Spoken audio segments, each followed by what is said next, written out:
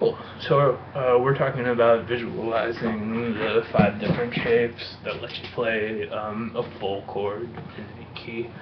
That said, a huge percentage of our actual rhythm guitar playing is, E shape and A shape chords, E minor, the ones that we're used to, and we're really used to orienting around, this finger or maybe our middle finger we can deal with, but not so much for chord shapes. So yeah, we're gonna use other fingers. So cool. Just acknowledging that the keys we did this in were E and G, just so that this one here is an open chord, but here it's a bar chord. So that's what we're starting with, is the E shaped chord, which here I'm just doing it with the wrong fingers just for demonstrative purposes. And then here I'm in G. Cool. So that included those 2 notes right there and I'm just gonna replace those with my index, and that's definitely the way to picture this D-shaped chord. And there's the full D right there. That doesn't mean you go like that all the time. This is the least common one to use. With an E, you can do that. Also, you can go if you want to do a suspension. So just kind of check this chord out, and then you can use your middle finger to play right there on the 4th fret in this case. So not so important, but if you want that support, people use some, but not as much. That's the D with thumb is exactly what it is. Or, anyway, cool. So we were just hey, E and E, and G and G. Cool. So then the next several are gonna orient around the 5th string. So this is E here. This is G here. So if you need to pause and just really just be okay, even if I forget this shit later, I know this is E and G right now. And what's more, retain all this stuff. Don't take it as a chord symposium. You can literally memorize this for E and G, which are close to each other, but they're far enough away where they're autonomous. You're doing it in this part of the fretboard and this part of the fretboard. And you should literally memorize them all for E and G, which is not really that lofty of a project time-wise, unless you try to start right out with, I've just gone over them, now I'm going to do all of them. That would be frustrating. Our entire approach to playing the instrument is memorization stage, then my rest of my life interacting with this. So, just do the first 2, really internalize that, and then add the next one. That's how we're going to do everything ever, because we're trying to form long-term memories that you're going to hang on to as long as you reinforce them, as long as it comes up ever.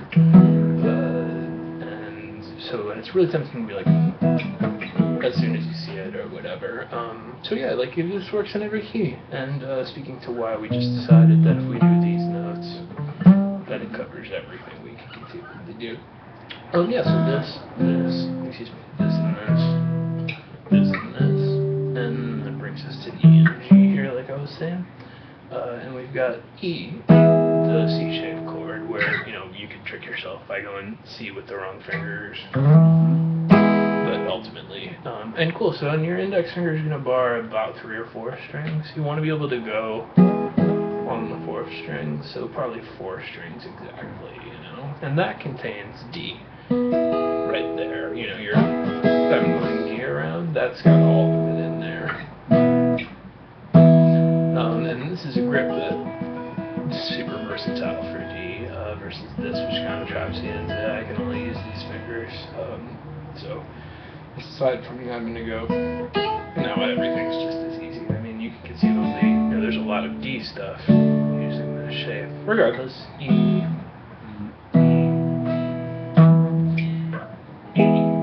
And then that brings us to a familiar face, the A-shaped chord, and it's and G, which back behind it. So our G world goes. The first 2 we did. Here's G. And the way your brain wants to group this, should want to group it, is here's my normal A-shaped chord I use a lot, and this is behind it, and this is in front of it. The D-shaped chord, you're going to primarily use as I was doing something here, and then I decided that I wanted to go up there and do stuff in front of my E-shaped chord.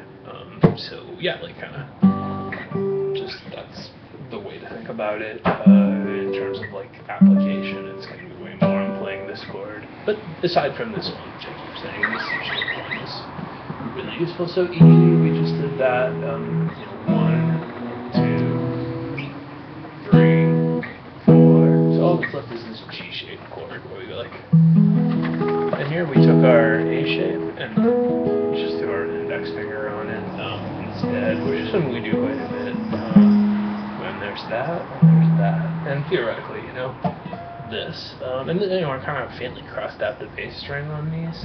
A lot of the time we just kind of use that part of it, you know.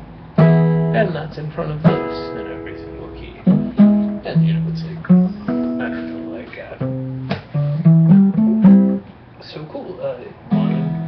I'm in E right now. 1, 2, 3, 4, 5, and then we're back to the beginning. Same shape we started with. G. Same exact stuff. 1, 2, G shape. And now here's G. C shape 1. Which has that same thing in this one.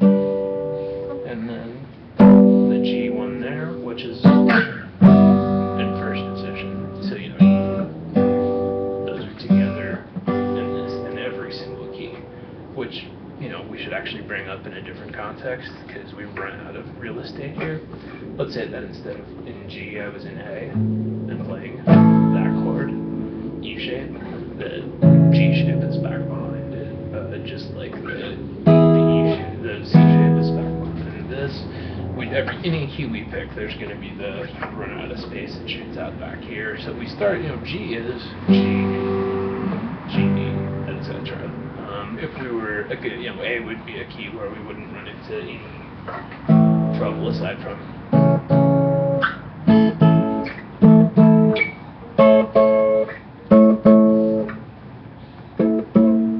Cool. So if this isn't sinking in the drum me level, doing A would be helpful.